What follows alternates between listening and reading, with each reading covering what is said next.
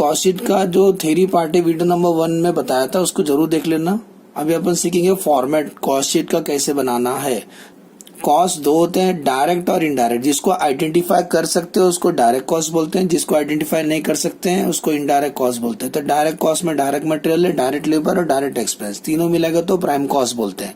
और indirect cost बता दिया था, फैक्ट्री ओवरहेड का लिस्ट समझाया था, एडमिनिस्ट्रेशन ओवरहेड का लिस्ट और सेलिंग एंड डिस्ट्रीब्यूशन ओवरहेड का लिस्ट। अब जब कॉस्ट शीट बनाएगी ना तो सबसे पहले हम प्राइम कॉस्ट को लिखते हैं, बाद में ओवरहेड को लिखते हैं, ठीक है ना। तो अभी कॉस्ट शीट पे आते हैं। हेडिंग लिख देना cost sheet for the year ended. Cost sheet 1 महीने का भी बन सकता है, 6 मंथ का भी बन सकता है, 1 ईयर का भी बन सकता है, क्योंकि एक प्रोडक्ट को बनाने में कितना खर्चा लगा वो होता है कॉस्ट शीट। तो जरूरी नहीं कॉस्ट शीट 1 साल का होता है, कॉस्ट शीट 1 महीने का ही बन सकता है। आपका राइट हैंड साइड में लिख देना प्रोडक्शन इक्वल टू और सेल्स इक्वल टू, मतलब आपने प्रोडक्शन कितना किया और सेल कितना किया, क्योंकि जरूरी नहीं ना जितना बनाया उतना पूरा बिक जाएगा, तो प्रोडक्शन और सेल अलग अलग हो सकते हैं। तो जब हम कॉस्ट शीट बनाएंगे सबसे पहले लिखते हैं रॉ मटेरियल। डायरेक्ट मटेरियल पहले लिखना है कॉस्ट शीट में, तो सबसे पहले लिखना है रॉ मटेरियल कंज्यूम। कोई प्रोडक्ट बनाने में रॉ मटेरियल कितना कंज्यूम हो गया वो लिखना है। तो कैसे लिखना है, ओपनिंग स्टॉक और रॉ मटेरियल, प्रीवियस पीरियड का जो क्लोथिंग स्टॉक और रॉ मटेरियल रहेगा वो अभी बनेगा ओपनिंग स्टॉक और रॉ मटेरियल, वो लिखो। 2 कॉलम होते हैं, इनर कॉलम में लिखना। कुछ परचेज किया रहेगा आपने रॉ मटेरियल, उसमें ऐड करना, ऐड परचेज और रॉ मटेरियल। लाने में खर्चा होता है, सोचो अपन गुड्स ला रहे पंजाब से और अपना फैक्ट्री है महाराष्ट्र में, तो लाने में खर्चा होता है, उसको बोलते हैं carriage inward, freight inward. Goods अगर फॉरेन से लाएंगे तो आएगा कस्टम ड्यूटी, ठीक है। तो जो भी लाने में खर्चा होगा उसको ऐड कर देना रॉ मटेरियल में। तीनों को ऐड करोगे तो टोटल आएगा। इसमें से लेस करना क्लोथिंग स्टॉक और रॉ मटेरियल। जो रॉ मटेरियल बच गया उसको बोलते हैं क्लोथिंग स्टॉक और रॉ मटेरियल, क्योंकि जो चीज हमने प्रोडक्ट बनाने में नहीं लगाया उसका पैसा कस्टमर से नहीं ले सकते, इसलिए क्लोथिंग स्टॉक और रॉ मटेरियल लेस करने का। लेस सेल और स्क्रैप और रॉ मटेरियल। जब आप रॉ मटेरियल लाए होगे तो रॉ मटेरियल में वेस्टेज मिला होगा, रॉ मटेरियल का कुछ वेस्टेज है, अगर वो बिकता है तो उसको बेचो, तो सेल और स्क्रैप, हम उसको स्क्रैप में बेचे तो इससे होगा क्या, इससे प्रोडक्ट सस्ता बनेगा क्योंकि अपना पैसा रिकवर हो गया ना। कॉस्ट शीट में हम क्या लिखते हैं, जो जो हमने प्रोडक्ट बनाने में खर्चे किया हम वो लिखते हैं। अगर अपना पैसा निकल गया स्क्रैप बेच के तो हम वो उतना पैसा कस्टमर से नहीं लेंगे, तो इसीलिए सेल और स्क्रैप और रॉ मटेरियल लेस करने का। तो 2 चीज लेस करने, क्लोथिंग स्टॉक और रॉ मटेरियल, सेल और स्क्रैप और raw material. Answer outer column में आएगा, उसको बोलना raw material consume. Clear, raw material consume कैसे निकाला। नेक्स्ट तो डायरेक्ट मटेरियल। कभी कभी कुछ क्वेश्चन में डायरेक्ट मटेरियल रेडीमेड दे देंगे तो सीधा सीधा लिख देना डायरेक्ट मटेरियल। अगर डिटेल में देंगे तो ऐसा रहेगा, opening, purchase, carriage inward, less closing, less scrap. Next होता है डायरेक्ट वेजेस। वीडियो नंबर 1 में आपको समझाती कि डायरेक्ट वेजेस क्या होता है। डायरेक्ट वेजेस लिख दो। नेक्स्ट डायरेक्ट एक्सपेंस, तो डायरेक्ट मटेरियल, डायरेक्ट लेबर और डायरेक्ट एक्सपेंस, तीनों डायरेक्ट वाले स्टार्टिंग में लिखना है आपको, क्योंकि ये प्रोडक्ट बनाने में मेन खर्चा है, इसके बिना प्रोडक्ट नहीं बन सकता है। तो तीनों को प्लस करो, एक पहले का आंसर आता है उसको बोलते हैं प्राइम कॉस्ट। आप नॉर्मल पेन से लिखना, मैं ऐसी रेड पेन से लिखा हूं हाईलाइट करने के लिए। प्राइम कॉस्ट में सबसे पहले ओवरहेड ऐड करते हैं, फैक्ट्री ओवरहेड।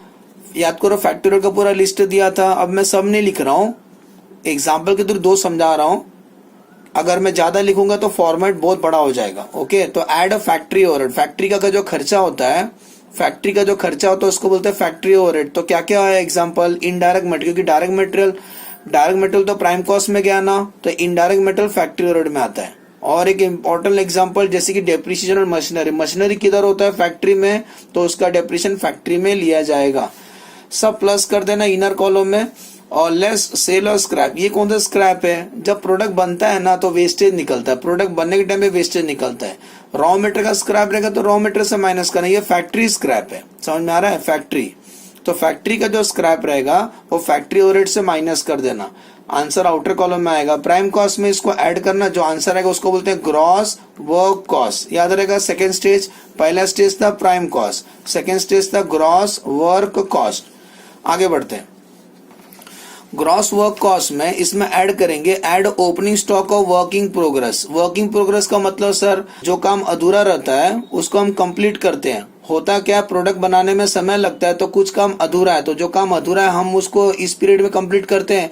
और ईयर एंड या मंथ एंड को कुछ काम अधूरा रह गया उसको बोलते हैं क्लोजिंग स्टॉक और वर्किंग प्रोग्रेस। तो ओपनिंग क्यों ऐड किया, क्योंकि वो गुड्स बन गया। क्लोजिंग क्यों लेस किया, क्योंकि ये गुड्स नहीं बना। वर्किंग प्रोग्रेस मतलब जो काम अधूरा रहता है उसको वर्किंग प्रोग्रेस बोलते हैं। फिनिश गुड नहीं बना है तो कस्टमर को नहीं सेल कर सकते, लेस करेंगे, less closing stock of WIP। जो आंसर आएगा उसको बोलते हैं नेटवर्क कॉस्ट। नेटवर्क कॉस्ट में ऐड करना ऐड एडमिनिस्ट्रेशन ओवरहेड। ऑफिस का जो खर्चा है पूरा लिस्ट दिया था, ऑफिस का जो खर्चा रहता है सब ऐड करना है। अभी सब नहीं लिखा हूं मैं, कुछ ही लिखा हूं, जैसे कि office salary, depreciation on computer. Computer किधर होता है? ऑफिस में ना, तो उसका डेप्रिसिएशन एडमिनिस्ट्रेशन में लेंगे।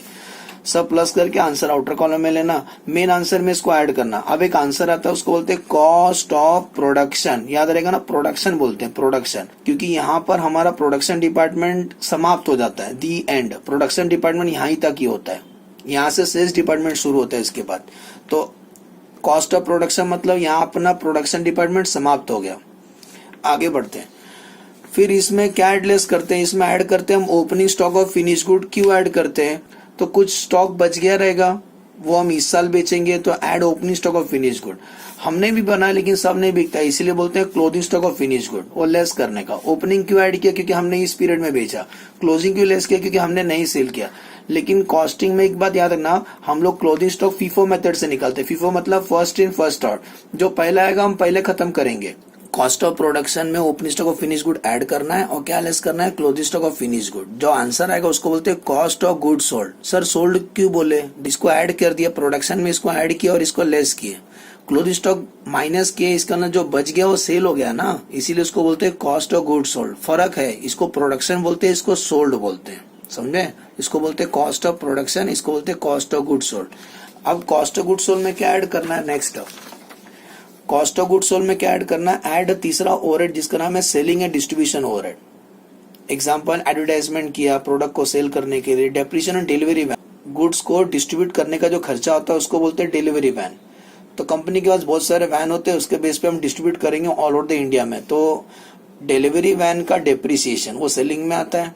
तो एडवर्टाइजमेंट, डेप्रिसिएशन, डिलीवरी वैन वो रहेगा, तो इनर में प्लस करो, आउटर में इनर में लिखो, प्लस करके बाहर निकालो। मेन आंसर में ऐड करना उसको बोलते हैं cost of cell.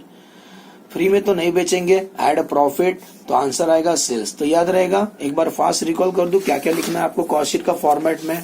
Cost sheet का फॉर्मेट रिकॉल करता हूँ फास्ट। रॉ मटेरियल कंज्यूम लिखना, opening stock of raw material, add purchase, add carriage inward, less closing stock of raw material, less sale of scrap of raw material. जो answer आएगा उसको बोलना raw material consume. इसमें direct wages और direct expense add करना है। सबसे पहला आंसर आएगा उसको बोलते हैं प्राइम कॉस्ट। इस आंसर में ऐड करना फैक्ट्री ओवरहेड। फैक्ट्री ओवरहेड का खर्चा एक से ज्यादा रहे तो इनर कॉलम में लिखो। इसमें से लेस करना सेल और स्क्रैप। जो आंसर आएगा वो आउटर कॉलम में डालो। अब जो मेन आंसर आएगा प्राइम कॉस्ट में इसको ऐड करो, आंसर आएगा ग्रॉस वर्क कॉस्ट। इसमें ऐड करना opening WIP less closing WIP, क्योंकि फैक्ट्री में होता है ना WIP, वर्किंग प्रोग्रेस। तो add opening less closing, answer आएगा नेट वर्क कॉस्ट। इसमें ऐड करना add administration overhead, office salary, depreciation on computer.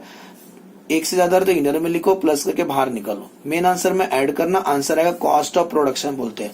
इस आंसर में ऐड करोगे opening stock of finish good. Add करना opening stock of finish good, less करना closing stock of finish good by FIFO method. तो जो answer है उसको बोलते हैं कॉस्ट ऑफ गुड सोल्ड। अब इसमें क्या ऐड करते हैं? इसमें ऐड करते हैं add selling and distribution overhead. एक से ज्यादा तो इनर में लिखो, प्लस करके बाहर निकालो। मेन आंसर में ऐड करना, अब एक आंसर है उसको बोलते हैं कॉस्ट ऑफ सेल। ऐड करेंगे प्रॉफिट तो मिलेगा सेल। तो याद रहेगा ना, सब add prime cost, gross work cost, net work cost, cost of production, cost of good sold, cost of sale, sales.